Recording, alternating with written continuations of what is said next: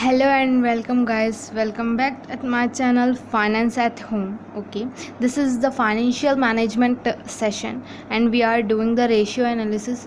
As we earlier we had done two parts of the ratio analysis, first introduction and second is the question problems solution. Okay, that is the question and solutions video. Okay, so this is the third part of the ratio analysis. We are doing the question again.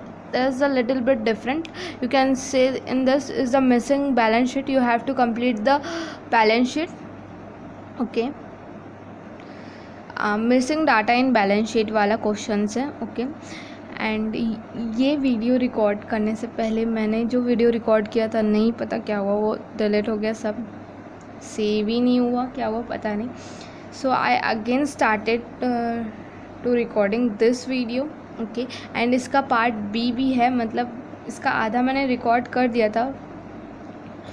ठीक है, तो मुझे लगा वो save हो गया है but वो सेव नहीं हुआ था. तो again I started making the videos for the part 1. So you can, so it's two video of lecture 3, that is part 1 and part B. So this is the part 1. So let's not talk too much, we started with the session. Complete the balance sheet and sales informations.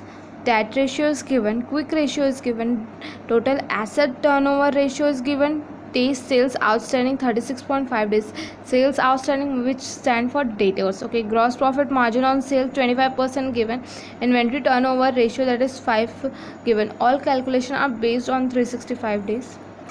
In question, in balance sheet long term is given, retained earning is given, and in asset side only total asset is given, and the rest of the things we have to calculate. So we started the solution with the debt ratio. Okay, so debt ratio you can find with the help of two things: debt ratio, that is equity, and the total funds. Okay, in question total funds is given. Total funds stand with the current assets plus non-current assets, current assets plus fixed assets, and debt is, stands for current liabilities plus non-current liabilities. Okay, so that is, we have to calculate that. As total fund is, we have know that in through the balance sheet, because of the balance sheet we know the total fund assets, that is 3 lakh. So while you doing the cross multiplication we get the debt 1,50,000. मैंने ऊपर ही बताया है, total funds मतलब होता है current assets plus fixed assets, and debt होता है current liabilities plus non current liabilities. Debt को दो तरीके से निकाला जा सकता है, एक इक्विटी के हेल्प से और एक टोटल फंड्स की हेल्प से. ठीक है, अगर इक्विटी क्वेश्चन में दिया है तो डेट टू इक्विटी रेशियो निकल जाएगा, अगर क्वेश्चन में टोटल फंड्स दिया है तो डेट टू टोटल फंड्स के हेल्प्स के थ्रू निकल जाएगा. ओके, डेट स्टैंड करता है, डेट्स मतलब current liabilities plus non current liabilities. हमारे क्वेश्चन में non current liabilities which means long term दिया हुआ है. In our question long term has been given, so that is the 60,000 and debt is 1,50,000. तो rest amount is current liabilities. Okay, current liabilities, also you can accounts payable, you have to write according to the questions. It's in question we given accounts payable, say that. So debt minus long term, that is 1,50,000 minus 60, that is the 90,000. 90,000 is the current liability. Don't forget to write the units. Okay,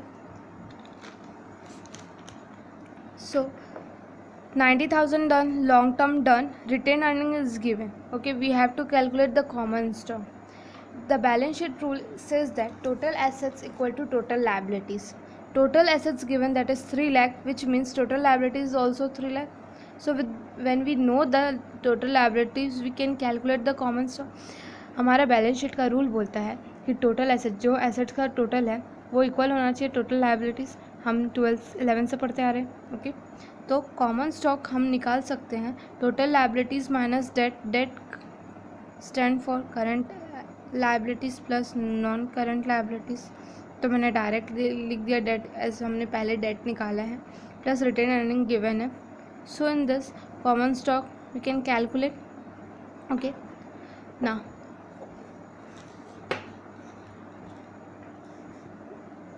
till here it's completed. Now we have to calculate sales. Okay, in question it asks sales, so we have calculating the sales. Okay, for sales the formulas in question total asset turnover given. Okay, through the help of total assets turnover we can find the sales. As we know the total asset turnover formulas, whenever asked total asset turnover, whenever is the turnover formulas, the simple trick is you have to put turnover upper, okay, as a numerator, and the asking the total asset is the denominator.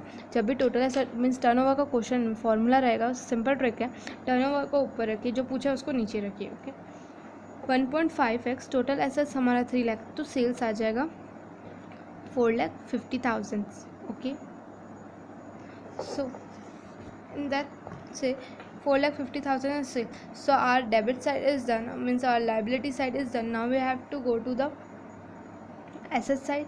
Okay, so from here the first part is done. From the next part में यहाँ से शुरू है. Okay, यहाँ से हमने question किया हुआ है. ओके, तो यहाँ पर पार्ट यहीं पे शुरू होता है. And if you have any queries तो आप कमेंट में पूछ सकते हैं. ओके.